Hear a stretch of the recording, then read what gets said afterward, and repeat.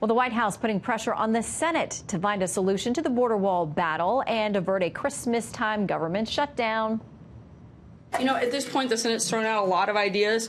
We're disappointed in the fact that they've yet to actually vote on something and pass something. So when they do that, we'll make a determination on whether or not we're going to sign that. So let's bring in Republican Senator from Wyoming, John Barrasso, who is also the chairman of the Senate Republican Policy Committee. Senator, welcome. Thanks for having me. All right, where do we stand at this point? Because we've heard talk today, as Trace reported to, of a potential short measure that gets you to February 8th. And you also have the White House saying we're waiting on the Senate to do something.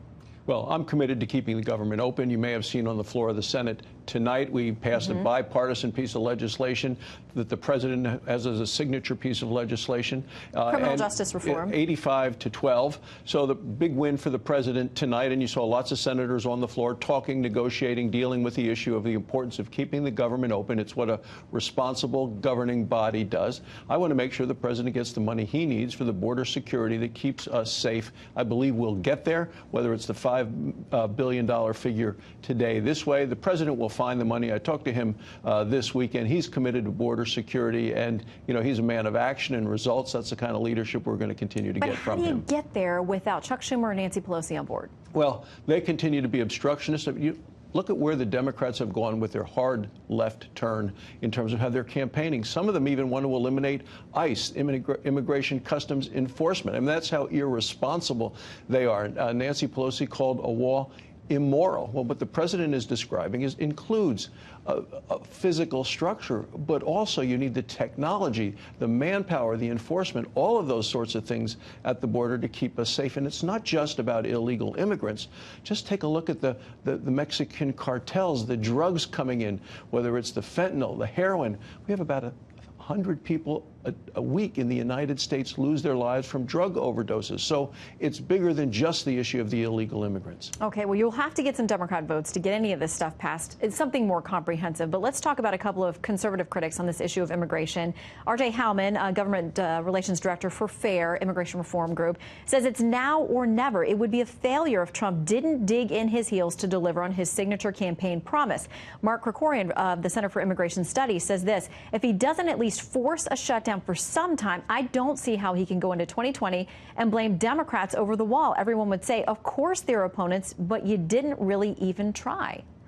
Well, the president, I think, has been very forceful and speaking out on this, and the Republicans are with the president on this, and I believe he will get what he wants accomplished. But I don't think shutting down the government is the answer. Not whether it's Christmas time or any time. I think it's not what a responsible governing body does. Now, as you know, we're talking about a very partial shutdown if this happens. 75% of the budget has already been funded through the regular appropriations process. I think we ought to do the whole government that way, so we have just a quarter of the funding to go, and we're passing those appropriation bills. So the sticking point right now is Homeland Security, and I think the president will ultimately prevail in keeping our country safe, because border security is national security. Well, you know, folks, a lot of them voted for him on this issue alone. I want to ask you, too, about the Obamacare ruling out of a Texas federal judge, lower court federal judge, basically saying with the tax or the individual mandate penalty going down to zero, being zeroed out, it takes out the heart of the bill and it can't survive. It's unconstitutional. Paul Krugman responding this way.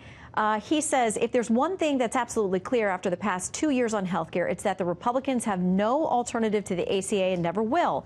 Their plan is for people to get sick, go bankrupt, and die. How do you respond, especially as a physician and surgeon yourself?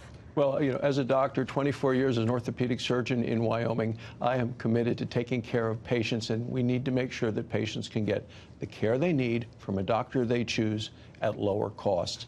And Obamacare failed in many ways, but one was it actually too costly and too complicated. The number one complaint today about health care is the cost. Now, as a doctor, I want to make sure that people with pre-existing conditions can get insurance. My key is affordable insurance that's appropriate for that person. And what we're trying to do is with association health plans, there's another opportunity for about 4 million people to get insurance. This is what we've done in this administration.